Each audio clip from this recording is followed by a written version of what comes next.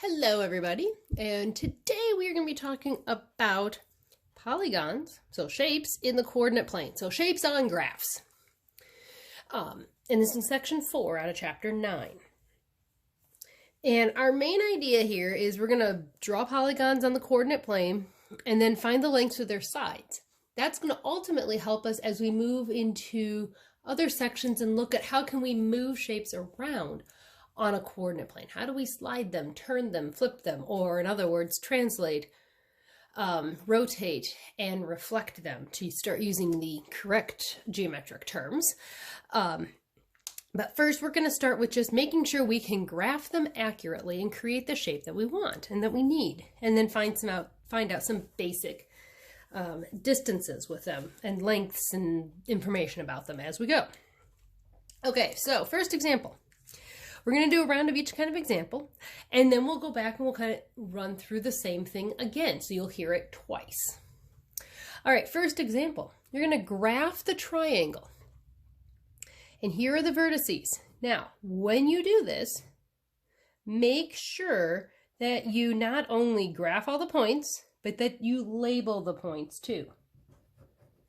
And as I have said all along, you need to label the points so that as you work, you know exactly what is what. If you don't label, then it's really hard for people to identify things. So the labels are like the names. And it makes it much easier to identify. So just as kind of a refresher as we're doing this, as we graph, we have F, it's 0.25. So we're going to move 2 units right and 5 units up.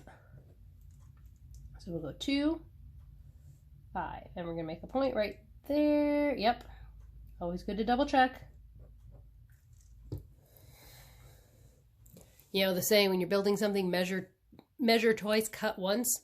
Well, when you're plotting points, check your plot twice before you draw the dot. Okay. Measure twice, cut once sounds way better. Anyway. Now, point G. Here we have the point ordered pair 4, 1. So that means we go 4 right and 1 up. 4 right, 1 up. Label it G. And then lastly, 0, -2. So we don't move anywhere left and right, do we? We only move 2 units down. So we'll stay here on the origin, go down 2 spots.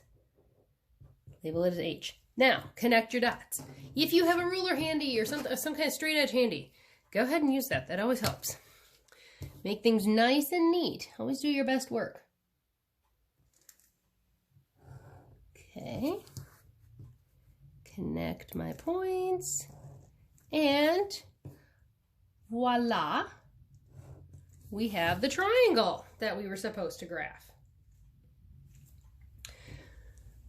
All right, next, we need to find a perimeter. All right, so we have a rectangle. We're going to have it already drawn for us. Now we need to find the different side lengths. Now it's a rectangle, so what do we know about the sides that are across from each other, that are opposite each other?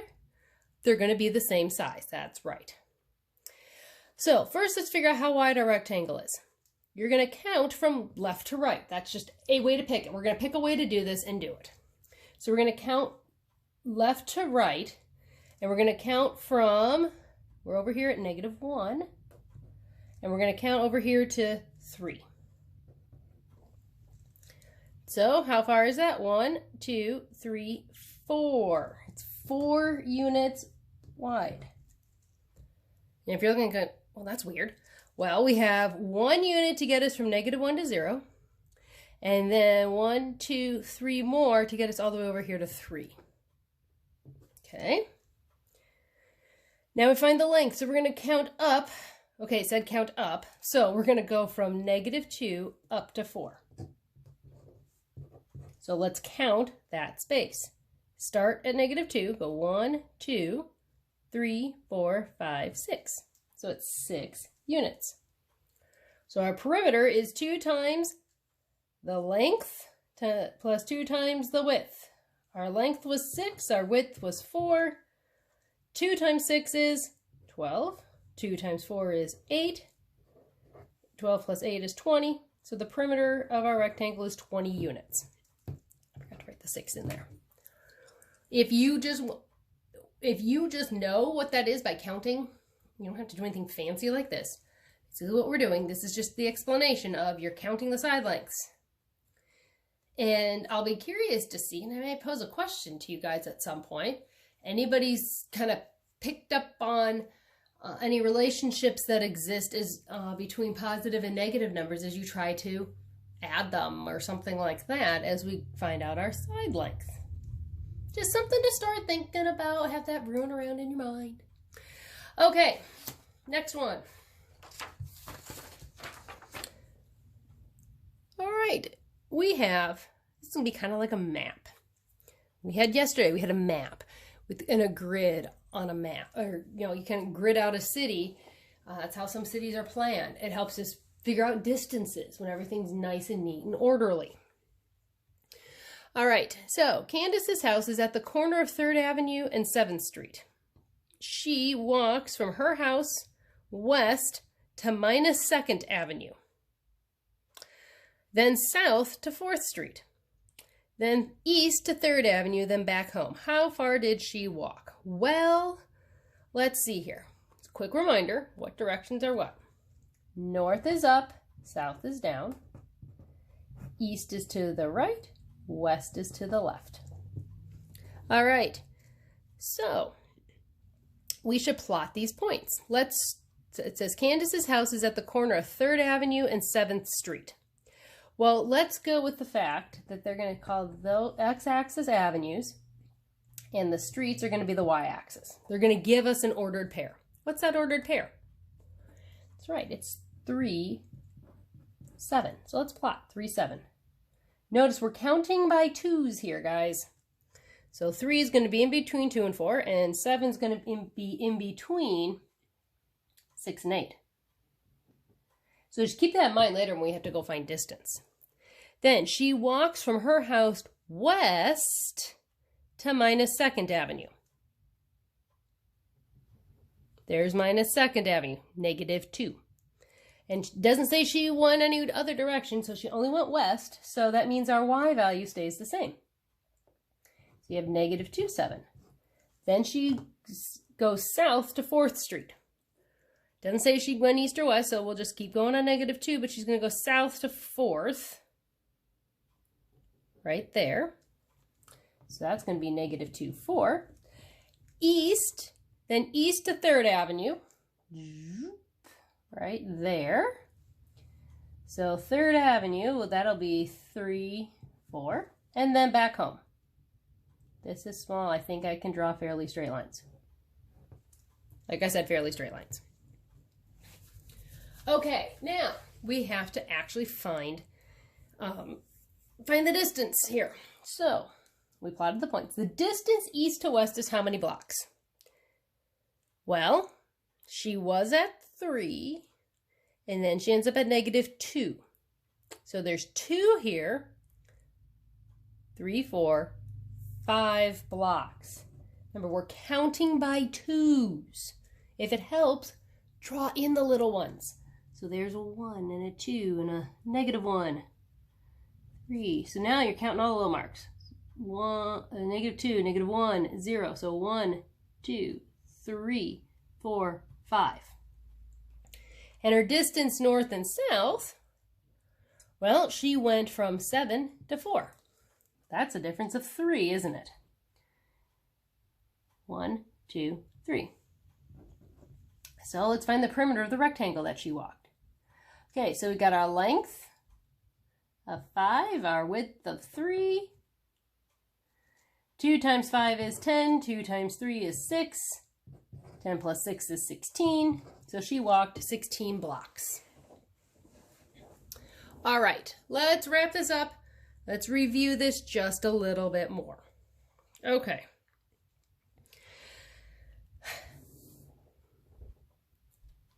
We're going to graph a triangle again. You're going to plot your points.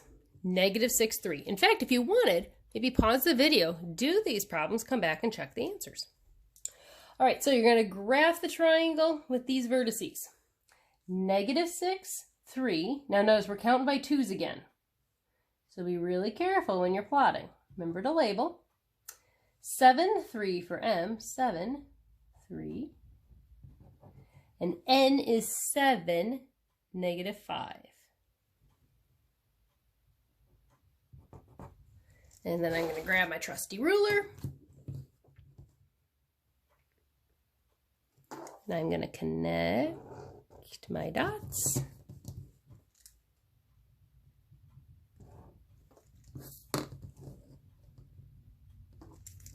And hopefully I'm going to end up with a triangle shortly. There we go. Yay, triangle. All right, number 2, find the perimeter. Notice my scale. I am counting by 2s. Okay? So when I move over a spot, I've gone 2 spots. 2, 4, 6, 8, 10, 12, only halfway there. So that side's 13. Let's count up. Well, there's 1, 3, 5, 7, 9, 11, 12. Oh, it almost is a square, isn't it? So we want to find the perimeter. So it's 2 times 13 plus 2 times 12. What's 2 times 13? That's right, it's 26. 2 times 12 is 24. Add the 2 up, you get 50. 50 units.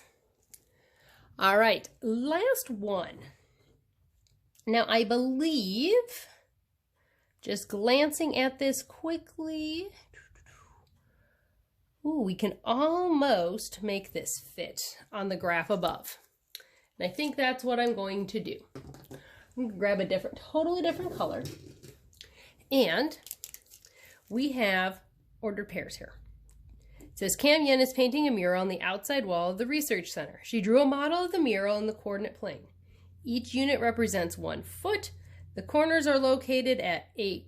Here are coordinates. I'm going to write them down up above so I have them. -8, 5, 8, 5, 8, -3, and -8, -3. She wants to mark the outside border with tape. How many feet of tape will she use? Well, let's go plot this and go figure out the side lengths. All right, so I'm going to come back up to this graph right here. Let's go plot our points. -8, 5. It'll overlap a little, but that's why I'm doing the 2 different colors. -8, 5. 8, 5. 8, -3. And -8, -3. Okay, this is a little more spaced out, so I'm going to use a ruler to help me.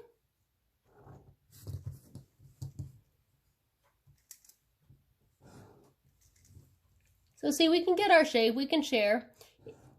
For the homework, I will attach some graph paper if you want to print that off and use it, because I know that can be helpful. Now let's count our sides. Remember, our scale is counting by 2s. So we're going to go 2, 4, 6, 8, 10, 12, 14, 16 long. Okay, going by 2s.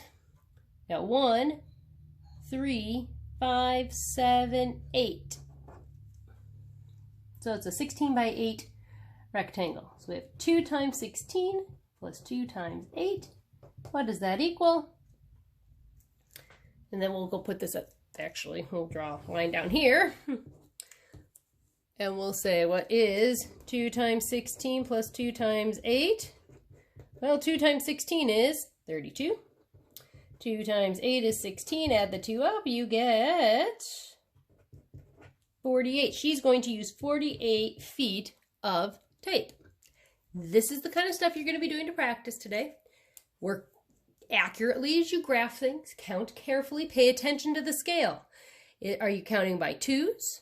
Or are you counting by 1s? I think you'll see a lot of 1s in the homework, but I want you to be familiar with the 2s as well. Happy practicing!